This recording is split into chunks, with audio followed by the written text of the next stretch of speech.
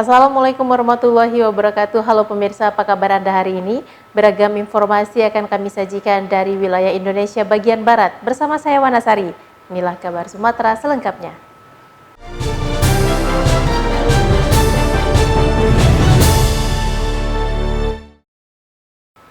Kabar pertama kami awali dari Sibolga pemirsa. Korem Kawal Samudra melakukan akselerasi vaksin dosis 3 atau booster untuk seluruh prajurit, ASN, dan Korem 023. Vaksinasi ini dilaksanakan di Aula Gapala Makorem Jalan Datuk Hitam Sibolga. Vaksinasi COVID-19 dosis 3 atau booster dilaksanakan selama 3 hari pada 24 Januari 2022 oleh Dankesya 010402 Sibolga dan Dinas Kesehatan Kota Sibolga. Kami dari tim vaksinator Bungkitban Dankesya Sibolga 0102 melaksanakan vaksinasi yang ketiga booster, yaitu vaksin Pfizer kepada keluarga besar Korem yang terdiri dari militer, PNS, dan istri.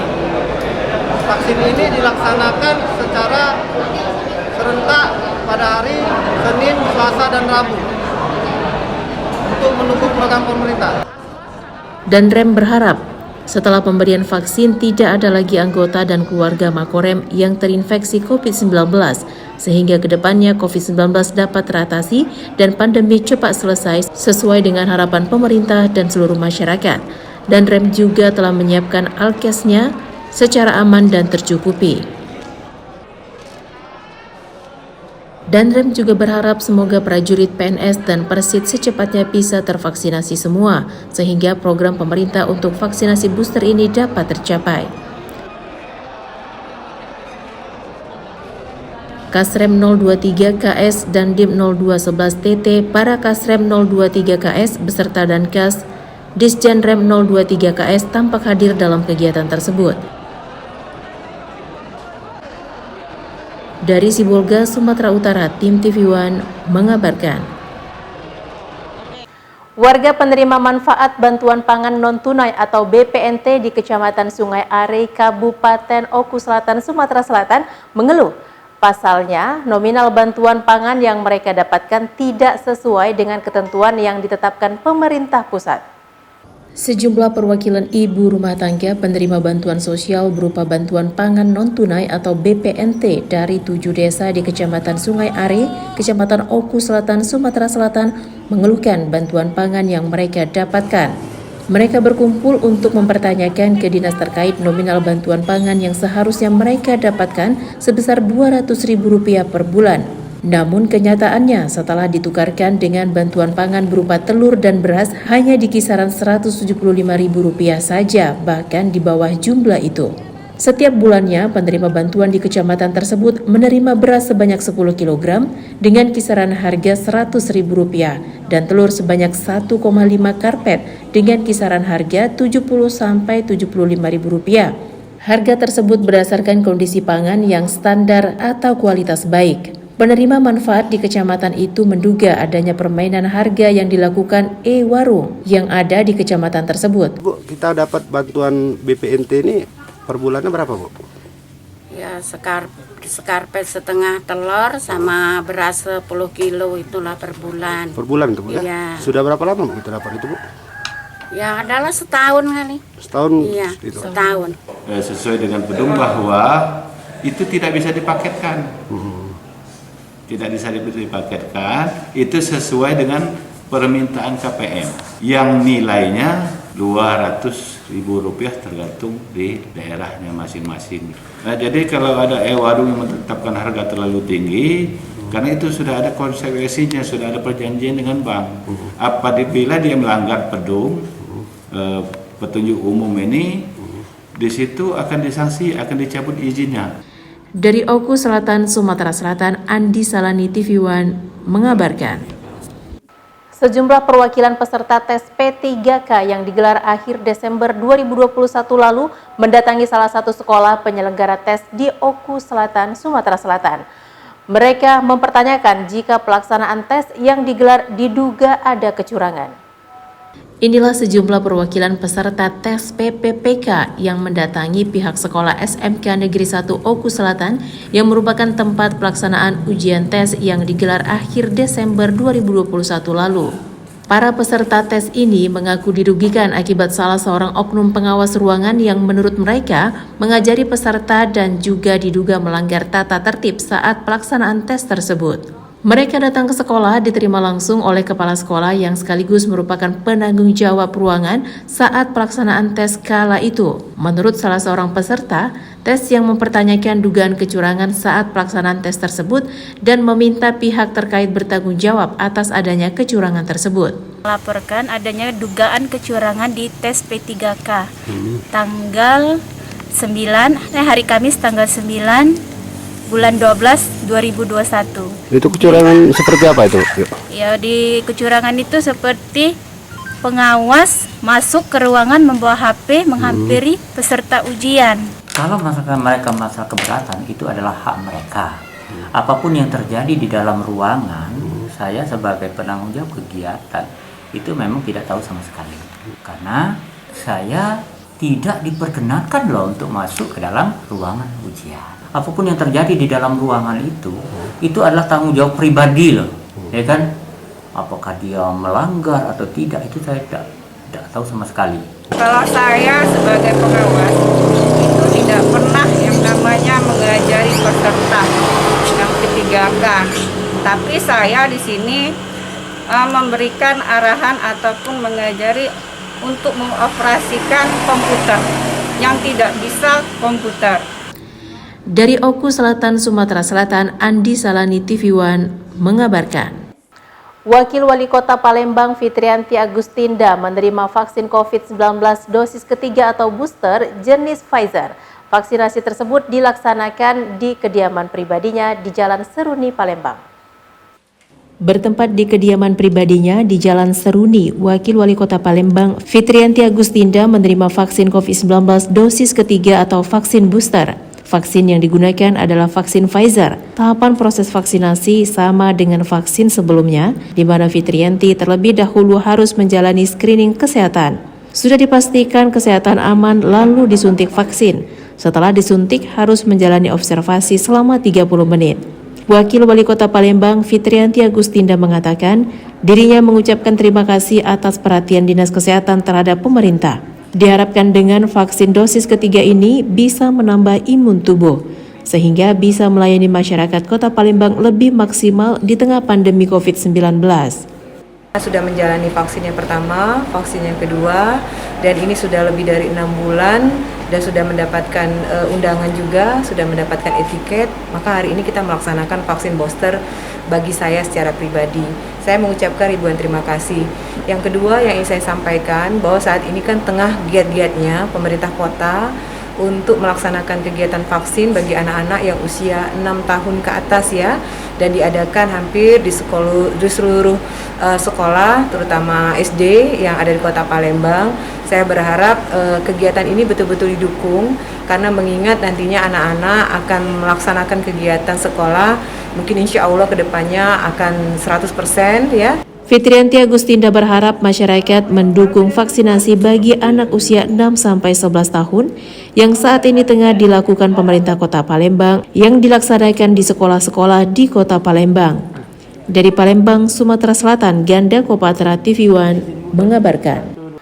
Guna melestarikan ikan khas Palembang, Wakil Wali Kota Palembang Fitrianti Agustinda bersama dinas terkait melakukan penyebaran bibit 2.500 ikan patin di Sungai Ogan. Kegiatan penyebaran bibit ikan dalam rangka meningkatkan ekosistem ikan-ikan khas Palembang yang saat ini menurut nelayan kawasan Kertapati saat ikut melakukan penyebaran bibit ikan sangat sulit untuk mendapatkan ikan dan ukuran ikan tidak besar lagi. Fitrianti Agustinda berharap kegiatan penyebaran bibit ikan seperti ini dapat ditiru oleh banyak pihak. Selain itu, pemerintah berencana setiap orang atau perusahaan yang akan melakukan izin pelayanan dan izin mendirikan bangunan atau IMB agar memberikan kontribusi menyebar ikan atau menanam pohon, sehingga Kota Palembang menjadi lebih hijau dan ekosistem ikan terjaga. Kami berharap kegiatan-kegiatan yang kami laksanakan hari ini betul-betul bisa memberikan inspirasi juga ke banyak orang, ke banyak organisasi, komunitas dan sebagainya untuk melaksanakan kegiatan yang sama. Kalau ikan-ikan ini hanya diambil terus tanpa kita usahakan untuk kita kembangbiakkan dan juga kita lestarikan, tentu kita takutnya nanti anak cucu kita tidak bisa lagi merasakan nikmatnya ikan-ikan khas Kota Palembang. Ya, apalagi seperti ikan belido itu sudah sangat sulit sekali. Oleh karena itu kami berharap kegiatan seperti ini bisa ditiru. Sebelumnya pihaknya telah melakukan penyebaran benih ikan gabus, patin, dan ikan tembakang. Untuk ikan belido hingga saat ini belum ada bibit. Dikarenakan kondisinya langka, orang nomor 2 Kota Palembang ini berharap ke depan ada bantuan dari kementerian agar Kota Palembang dapat menjadi tempat pembibitan ikan, khususnya ikan yang sulit untuk dikembangkan seperti ikan gabus dan ikan belido. Dari Palembang, Sumatera Selatan, Ganda Kopatra TV One mengabarkan. Untuk memperkuat ekonomi kerakyatan dengan program membangun dan merevitalisasi pasar rakyat, Wali Kota Palembang meresmikan dan menyetujui konsep pembangunan 2 pasar, yakni Pasar Terapung Darussalam dan Pasar Sekanak menjadi Pasar Ekonomi Kreatif Darussalam. Untuk merealisasikan hal tersebut, Wali Kota memimpin rapat pembangunan Pasar Sekanak dan Pasar Terapung di Rumah Dinas Wali Kota. Pasar Sekanak nantinya akan terintegrasi dengan Sungai Sekanak Lambidaro dan langsung terhubung dengan Benteng Kuto Besak. Daerah tersebut akan menjadi kawasan perekonomian baru dan akan menghidupkan perekonomian.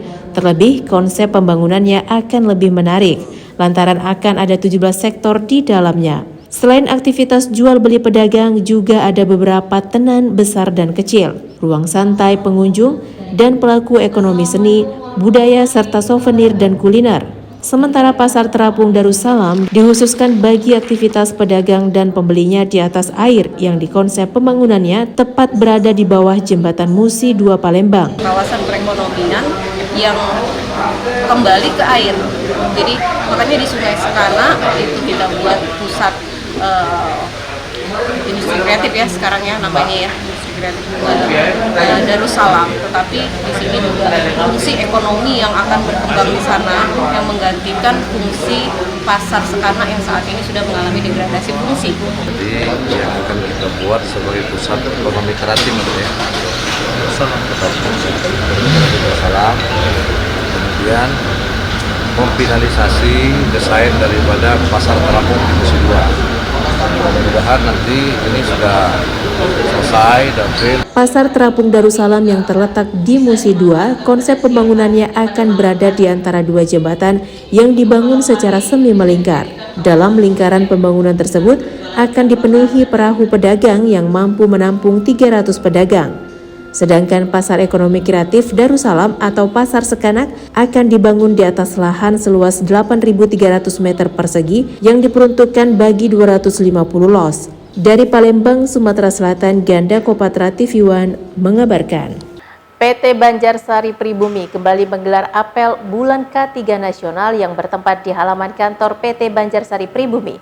Selain apel, dalam kegiatan ini PT Banjarsari Pribumi juga mengadakan kegiatan yang menggerakkan seluruh karyawan serta masyarakat sekitar area tambang untuk lebih peduli terhadap keselamatan dan kesehatan kerja.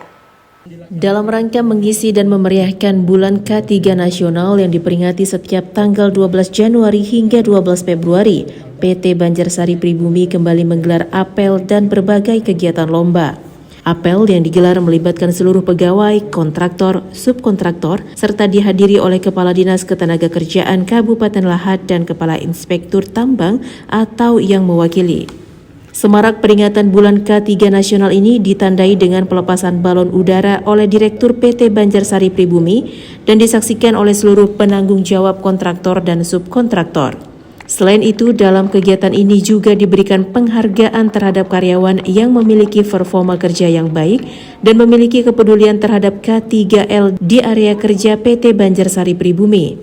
Direktur PT Banjarsari Pribumi, Dani Dwi Dharma Dangkua mengatakan, kegiatan ini bertujuan untuk mengingatkan semua karyawan dan mitra PT Banjarsari Pribumi untuk menerapkan K3 dalam setiap kegiatan usaha, agar kesehatan dan keselamatan kerja menjadi prioritas di lingkungan kerja PT Banjarsari Pribumi. tema yang diusung oleh PT Banjarsari Pribumi ini adalah penerapan K3 pada setiap kegiatan usaha guna mendukung perlindungan tenaga kerja di era digitalisasi. Nah, bulan K3 ini merupakan kewajiban dari pemerintah termasuk kepada PT Banjarsari Pribumi dan para partnernya. Atas keseriusannya dalam menerapkan dan menginovasi K3 di seluruh areal pertambangannya, PT Banjarsari Pribumi meraih juara 3 Inovasi Keselamatan Pertambangan tahun 2021 Perusahaan Komoditas Batubara oleh Kementerian ESDM. Dari Kabupaten Lahat, Sumatera Selatan, Ahmad Yudiansyah, TV One mengabarkan. Menteri Perhubungan Republik Indonesia Budi Karya Sumadi meninjau langsung progres pekerjaan Bandara Atung Bungsu, Kota Pagar Alam, Sumatera Selatan. Menteri Perhubungan beserta rombongan kunjungan kerja di Kota Pagar Alam dalam rangka peninjauan sarana dan prasarana. Tiba di Bandara Atung Bungsu dengan menggunakan pesawat charter pukul 15.30 waktu Indonesia Barat pada Rabu 19 Januari 2022 kemarin. Kedatangan Menhub ini disambut langsung Wali Kota Pagar Alam Alpian Maskoni, pihak bandara serta Forkopimda. Menteri Perhubungan RI Budi Karya Sumadi mengatakan, sebagai destinasi atau tujuan utama wisata, perlu dikembangkan transportasi yang terintegrasi. Meski di tengah pandemi, pembangunan harus tetap jalan. Namanya Pagar Alam ini kan satu destinasi wisata di Sumatera Selatan. Oleh karenanya saya sebagai pembantu Presiden memastikan bahwa kegiatan pariwisata di seluruh Indonesia itu harus berjalan dengan baik. 2 tahun yang lalu saya datang dalam keadaan belum baik dan sekarang menurut hemat saya ini di atas rata-rata untuk kelas 1.600 panjang runway ya. Sehingga ini bisa diekspos ya di tingkat provinsi sebagai bandara yang indah, bandara yang bagus, bandara yang safety ya. Nah, saya ngajak Pak Wali, nanti saya juga telepon Gubernur, marilah kita promosikan lagi Pagar Alam sebagai destinasi wisata. Alhamdulillah tadi sudah dipaparkan oleh Kepala Bandara Udara Islam Pari Bapak Mega Hadiansyah pada resepnya Bapak Menteri puas dengan hasil kinerja yang ada di lapangan saat ini. Dirinya mengimbau kepada Wali Kota Pagar Alam untuk dapat bekerja sama dengan Pemkab Muara Enim, 4 Lawang, Kabupaten Lahat, dan daerah lainnya dalam upaya memajukan Bandara Atung Bungsu. Dari Pagar Alam, Sumatera Selatan, Kiki Habibi, TV One mengabarkan. Dewan Perwakilan Rakyat Daerah Kota Medan menggelar rapat paripurna penetapan program pembentukan peraturan daerah Kota Medan tahun 2022. Sebanyak 25 rancangan peraturan daerah disepakati. Dewan Perwakilan Rakyat Daerah Kota Medan menggelar rapat paripurna penetapan program pembentukan peraturan daerah atau Propemperda Kota Medan tahun 2022 yang berlangsung di gedung DPRD Kota Medan pada Senin kemarin. Rapat paripurna dibuka langsung oleh Ketua DPRD Kota Medan Hashim, dihadiri Wali Kota Medan Bobi Afif Nasution bersama seluruh OPD dan anggota DPRD baik secara langsung maupun virtual. Dalam agenda persidangan sebanyak 25 rancangan program pembentukan peraturan daerah Kota Medan disetujui menjadi rancangan peraturan daerah Kota Medan tahun 2022. Adapun 25 rancangan tersebut terdiri dari 19 ranperda dari pemerintah Kota Medan, 6 ranperda dari DPRD Kota Medan.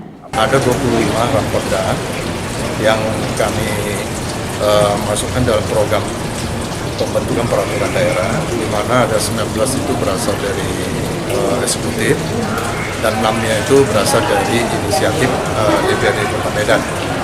Dan kita harapkan nanti program Propemperda ini untuk tahun 2022 ini akan dilakukan lagi lebih selektif untuk skala prioritas. Tentu ada skala prioritasnya, di mana kita nanti memandang peraturan daerah mana yang paling urgent, ya, yang paling penting, bisa kita naikkan nanti menjadi rancangan. Sementara itu, diketahui pada tahun 2021 hanya 10 dari 28 program pembentukan peraturan daerah yang disahkan menjadi rancangan peraturan daerah Kota Medan. Dari Medan, Sumatera Utara, Ahmidal Yauzar, TV One mengabarkan. Vaksinasi booster atau vaksinasi dosis ketiga mulai dilaksanakan di Kabupaten Ogan Komering Ulu.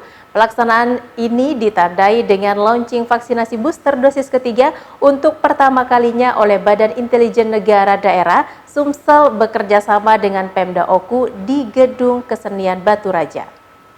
Kegiatan ini diikuti ratusan masyarakat dan dihadiri oleh Kepala Binda Sumsel Brigjen TNI Armansyah, PLH Bupati Oku Edward Chandra, unsur Forkopimda Oku, serta tamu undangan lainnya. Kabinda Sumsel Brigjen TNI Armansyah mengatakan, vaksinasi booster dosis ketiga ini dilakukan bertujuan untuk meningkatkan herd immunity. Setiap bulannya, Binda Sumsel mengalokasikan sebanyak 65.000 dosis untuk 17 kabupaten kota di Provinsi Sumatera Selatan. Untuk Oku sendiri, Binda Sumsel mengalokasikan 5.000 dosis vaksin jenis Pfizer dan AstraZeneca. Kami hari ini dari Badan Intelijen Negara, khususnya Binda Sumatera Selatan, sebagaimana beberapa waktu lalu kami juga melakukan hal yang sama. Hari ini kami kembali bekerja sama dengan dan difasilitasi oleh Bupati Kabupaten Oku, bersinergi sama TNI Polri dalam hal ini untuk melaksanakan kegiatan vaksin lanjutan, khususnya vaksin dosis 3, vaksin booster dengan dosis hari ini 5.000, terdiri dari vaksin Pfizer dan AstraZeneca. Kita melaksanakan launching untuk vaksinasi lanjutan atau booster vaksin yang ketiga tentang COVID-19, dan ini ada dibantu kita dari Kabinda serta jajaran. Dan kita mulai sini bersama beserta Kabinda. Kita mulai saya sendiri, kemudian Pak Dandim, Pak Polres, Ibu Kajari, Ibu Ketua Pengadilan, semua yang ada di sini, terutama juga lansia. Dari Kabupaten Oku, Sumatera Selatan, Herman Sawiran, Bagus Mihargo, TV One mengabarkan. Untuk menjamin kebutuhan pengisian baterai para pengguna kendaraan listrik, Perusahaan Listrik Negara WS2JB membuka stasiun pengisian kendaraan listrik umum di Jalan Demang Lebar Daun. Di tahun 2022 ini, PLN berencana akan menambah 4 SPKLU yang tersebar di Kota Palembang. PT PLN menambah 1 unit stasiun pengisian kendaraan listrik umum atau SPKLU di Palembang, Sumatera Selatan. Untuk lokasi SPKLU yang dibuka pada Selasa 18 Januari lalu, berada di kantor pembangkit PT PLN di Jalan Demang Lebar Daun. General Manager PT PLN WS2JB Bambang Buyanto di Palembang mengatakan, saat ini ada 10 mobil listrik yang beroperasi di wilayah Palembang. Kedepan diperkirakan bakal meningkat karena penggunaan mobil listrik ini merupakan keniscayaan di masa datang. Kendaraan berbahan BBM membutuhkan 1 liter untuk menempuh perjalanan 8 km atau berbiaya sekitar Rp10.000. Sementara kendaraan listrik hanya butuh biaya Rp2.500 dengan rincian 1 kWh untuk jarak 8 km. Soketnya saya minta untuk yang multiguna, artinya sepeda boleh, motor boleh gitu loh Pak. Yo, jangan mobil baik, jadi sepeda orang lagi one bike misalnya, cas, motor juga. 3.000 watt ke atas aman, itu memang butuhnya 14 jam baru penuh. Tapi begitu ada alat home charger itu cuma 4 jam. Nah, impresi mobil listrik ini sama mobil biasa malah yang jelas tidak ada biaya pengeluaran BBM lagi. Tahun ini kita akan nambah beberapa titik di Sumatera Selatan ini dan kita arahkan ke tempat-tempat umum, public area yang mendekati para pengguna kendaraan listrik seperti Pak Giri tadi. Misalnya di mall kita akan jalin kerjasama dengan pihak mall, pengelola mall, kemudian rest area, kemudian beberapa titik di luar kota Palembang juga. Dari Palembang, Sumatera Selatan, Febriansyah, TV One mengabarkan. Pembangunan akses jalan utama dari Kecamatan Air Kumbang menuju Kecamatan Air Salek yang bersumber dari Dana Pemulihan Ekonomi Nasional melalui PT SMI kepada pemerintah Banyuasin kini sudah bisa dinikmati ribuan masyarakat untuk meringankan dan mempermudah mengeluarkan hasil bumi menuju kota. Beginilah akses utama jalan dari Desa Panca, Kecamatan Air Kumbang menuju Air Salek, Kabupaten Banyuasin, Sumatera Selatan. Jalan yang merupakan satu-satunya akses untuk mengeluarkan hasil perkebunan dan pertanian kini sudah mulus dan lancar setelah dilakukan pembangunan oleh pemerintah Kabupaten Banyuasin melalui program Banyuasin Bangkit dalam mewujudkan infrastruktur yang baik. Sebelum adanya perbaikan, jalan yang penuh lumpur dan becek dan sulit oleh kendaraan roda 2 maupun kendaraan roda 4 kini sudah sangat dinikmati oleh masyarakat luas sehingga aktivitas perekonomian menjadi lancar. Menurut Ipo selaku pelaksana lapangan PT CNS mengatakan panjang jalan yang dicor 4.600 meter dan 3 buah jembatan besi dengan panjang bervariasi dari 8 meter dan 16 meter dengan waktu pengerjaan selama 71 hari kalender dan kini pengerjaannya sudah selesai 100%, tinggal ada beberapa titik pemeliharaan. Ini ada cor jalan sama jembatan, ada 3 jembatan besi sama jalan cor. Untuk jembatan besi sendiri panjang lebar berapa? Kalau panjang jembatan 1 16 meter, jembatan 2 3 panjangnya 8 meter. 8 meter. Untuk jalan sendiri pengecoran berapa panjang? 4.600 meter. Ini akses utama kan, menghubung ke Air Kumbang, Karangjaya, Air Saleh kan. Mayoritas pekerja di sini perkebunan Pak, banyak. Perkebunan. Ya, mayoritas pertanian. Sangat senang kan, dibangun pemerintah kan. Dengan adanya jalan ini kan bisa keluar hasil bumi kan. Setelah adanya perbaikan jalan ini, kedepannya jalan dari Air Kumbang menuju Kecamatan Air Saleh Kabupaten Banyuasin bisa diperbaiki sehingga masyarakat luas dipermudah beraktivitas. Dari Banyuasin, Sumatera Selatan, Syamsul Rizal, TV One mengabarkan. Yayasan Surya Kebenaran Internasional bersama Yayasan BUMN melakukan kegiatan bakti sosial Senin lalu. Kegiatan berupa pemberian makanan tambahan dan pembagian minyak goreng untuk anak dan ibu hamil di Kota Medan. Diharapkan bakti sosial ini bisa berguna untuk pemulihan gizi anak dan ibu hamil serta menekan angka stunting di Indonesia di tengah pandemi. Kegiatan yang menyentuh masyarakat kurang beruntung itu digelar di Rumah Persembahan Jalan Jamin Ginting, Kota Medan. Masyarakat sangat antusias menyambut kegiatan yang diselenggarakan YSKI dan Yayasan BUMN. Kegiatan ini juga dihadiri Wali Kota Medan Bobi Nasution, Pembina YSKI RE Nenggolan, Pembina GBI Pendeta Bambang Jonan, dan Direktur Eksekutif Yayasan BUMN Syafuan. Pemberian makanan tambahan merupakan salah satu komponen penting usaha perbaikan gizi keluarga dan program yang dirancang oleh pemerintah untuk menurunkan angka stunting di tengah pandemi. Masih banyak balita dan anak-anak yang mengalami kurang gizi, bahkan gizi buruk. Anak usia 0-13 tahun merupakan usia di mana seorang anak akan mengalami tumbuh kembang dan aktivitas yang pesat. Kebutuhan zat gizi akan meningkat. Pemberian makanan tambahan sebanyak 6.000 paket untuk warga Kota Medan berupa paket susu, kacang hijau, vitamin, dan telur. Panitia pun memberikan minyak goreng bagi ibu rumah tangga. Kegiatan hari ini adalah kerjasama antara Yayasan Surya Kebenaran Internasional dengan Yayasan BUMN dari Jakarta. Kami dari YSKI sangat berterima kasih kepada Yayasan BUMN yang telah memberikan bantuan makanan tambahan sebanyak 6.000 paket kerjasama dengan YSKI, dan kami juga berterima kasih kepada Bapak Wali Kota yang telah memberikan, yang telah hadir, memberikan langsung kepada masyarakat makanan tambahan untuk masyarakat 4 kecamatan di Kota Medan. Bakti sosial tersebut digelar sebagai bentuk kepedulian Yayasan Surya Kebenaran Internasional dan Yayasan BUMN terhadap perkembangan dan pertumbuhan anak di Kota Medan. Dari Medan, Sumatera Utara, Martinus Sitorus, TV One mengabarkan. Kejaksaan Negeri Batam, Kepulauan Riau, dan perusahaan pengelola limbah memusnahkan barang sitaan seberat 40 ton dengan nilai barang diperkirakan mencapai 6 miliar rupiah. Barang sitaan merupakan tindak pidana penyelundupan tersebut dimusnahkan karena berkekuatan tetap. Inilah perusahaan pengelolaan limbah PT Desa Air Kargo Batam Kepulauan Riau yang dipercayakan berbagai instansi penegak hukum di Batam dalam pengelolaan dan pemusnahan barang bukti hasil guna, menghindari penyalahgunaan barang sitaan dan menjaga lingkungan dari pencemaran. Kejaksaan Negeri Batam menyerahkan seberat 40 ton berbagai jenis barang sitaan kepada perusahaan pengelola limbah PT Desa Air Kargo Batam. Barang-barang berupa ratusan botol miras, ribuan item obat-obat dan kosmetik, serta rokok ilegal. Pemusnahan barang bukti dilakukan sesuai dengan karakter masing-masing produk, seperti pembakaran dan perusakan kemasan. Menurut Kurniawan Chan, selaku Direktur PT Desa Air Kargo, barang bukti sitaan dapat dikategorikan sebagai barang limbah berbahaya karena kemungkinan merupakan barang kadaluarsa.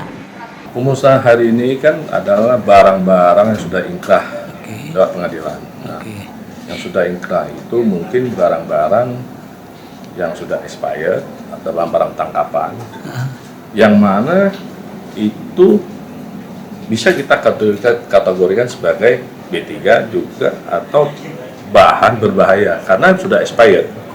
Kalau sudah expired, otomatis kan tangkapan itu mungkin sudah lama di dalam gudang.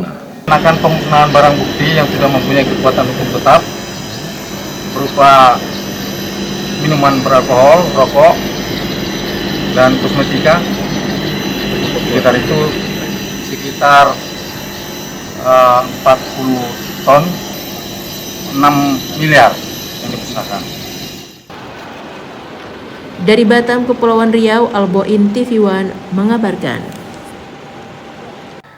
Permasalahan lahan antara warga dengan perusahaan seperti tidak ada habisnya.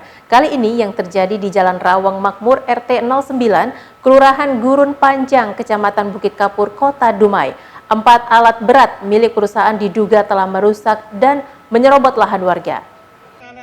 Warga Rawang Makmur RT 02 Kelurahan Gurun Panjang Kecamatan Bukit Kapur Kota Dumai kaget saat melakukan pengecekan ke lahan mereka yang memang berbatasan dengan PT Satria Prakasa Agung atau PT SPA. Sudah ada 4 alat berat yang memasuki lahan mereka. Bahkan lahan yang sudah ditanami oleh tanaman sawit yang telah tumbuh besar diduga dirusak oleh 4 alat berat yang diduga milik PT SPA. Mendapati lahan dan tanamannya dirusak oleh PT SPA, pemilik lahan pun meradang dan mengusir para pekerja yang sedang bekerja di lahan mereka. Tak perlu waktu lama, 4 alat berat dan sejumlah gubuk buatan pun diusir dalam lahan mereka. Tanah saya tahun 2005 saya beli, saya kuasai, saya tanam. Dan jelas suratnya dari SKGR Camat Bukit Kapur, Gurun Panjang, Rawang Makmur RT 09. Jelas ada institusi negara yang mensahkan dan Kementerian Hukum, Hutan, Badan Planologi, ada petanya saya. Pada waktu 2020-2021 tanah saya dikuasai oleh mereka. Saya sudah melaporkan ke polisi. Kasusnya sekarang di Polda Riau. Ya, jangan sampai hak saya tidak dilindungi oleh negara. Negara harus hadir di sini. Sementara itu, menurut Humas PT SPA, Farhan melalui pernyataan tertulis menyampaikan pihaknya menunggu kehadiran pemerintah selaku mediator antara PT SPA dengan warga. Pihak pemerintah mau ngecek ke lapangan koordinat. Apakah ini masuk kawasan hutan, baru wilayah Dumai atau wilayah Dumai atau Bengkalis? Itu aja. Setelah nantinya udah lengkap Pak, baru kita ngomong Pak. Oke, boleh. Dari Dumai, Riau, Dedi Eka Putra TV One mengabarkan. Ratusan kepala keluarga di 10 desa yang terdapat di Kecamatan Idanagawo, Kabupaten Nias, Sumatera Utara, tengah mengalami kesulitan air bersih. Selama ini, warga hanya bergantung dari air tada hujan dan aliran anak sungai yang kotor serta kurang layak. Ketersediaan sumber air bersih di tengah-tengah masyarakat Kecamatan Idanagawo, Kabupaten Nias tidak kunjung selesai. Dari belasan desa yang ada di Kecamatan Idanagawo, terdapat 10 desa alami kesulitan air bersih. Salah satu diantaranya adalah Desa Maliwaa dan Desa Orahili kini menjadi sasaran serbuan teritorial Kodim 0213 Nias dalam pembuatan sumur bor secara gratis. Ancaman krisis air bersih selama ini berdampak pada pola hidup sehat hingga pada pemenuhan kebutuhan dasar dalam setiap keluarga di 10 desa di Kecamatan Idanagawo. Ada sumur bor dari program Kodim 0213 Nias. Jadi manfaat yang cukup luar biasa adalah kami mendapatkan air yang wajar. Selain pembuatan sumur bor, serbuan teritorial ini juga ikut membantu kelompok belajar anak usia dini di wilayah Koramil Tuhemberua sebagai wujud aksi peduli pendidikan TNI. Sejumlah personel TNI membagikan buku hingga meja belajar untuk anak usia dini yang belajar di desa terpencil. Untuk program serbuan teritorial Kodim 0213 Nias merupakan program dan rem 023 Kawat Samudra, di mana dalam hari ini kita melaksanakan kegiatan mengatasi kesulitan warga khususnya dalam air bersih, sehingga kita melaksanakan program sehingga masyarakat ini tidak susah untuk mendapatkan air bersih. Kini sejumlah ibu rumah tangga bahkan anak-anak di desa tersebut bisa menikmati air yang layak baik untuk keperluan mandi maupun cucian. Kegiatan serbuan teritorial yang tengah dilakukan oleh Kodim 0213 Nias ini berharap dapat dukungan dari pemerintah daerah maupun warga guna adanya keberlangsungan program bersama rakyat. Dari kota Gunung Sitoli, Kepulauan Nias, Sumatera Utara, Oneman Halawa, TV One mengabarkan. Informasi tadi sekaligus menutup program Kabar Sumatera. Jangan lupa update berita terkini lainnya di kanal tv1news.com. Saya Wanasari dan seluruh kerabat kerja yang bertugas mengucapkan terima kasih. Assalamualaikum warahmatullahi wabarakatuh dan sampai jumpa.